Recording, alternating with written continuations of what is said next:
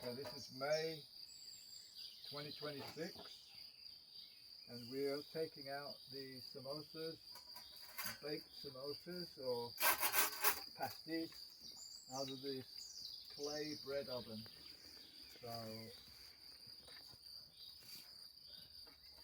this has been in for like 15 minutes and the temperature is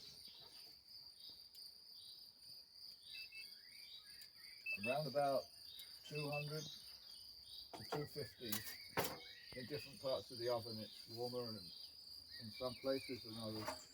So this is to keep the heat. So these samosas or pasties are cooked, I think. They look okay. Yeah, you can say that's okay. So these are the ones we cooked previously. So on the bottom, yeah, there's some ash, which is normal. We just brushed that off. So we're going to put these potatoes in now. They're on a stainless steel plate. So, and then as the oven's cooling down, gradually, I mean, we've got a couple of hundred or 250 in here right now.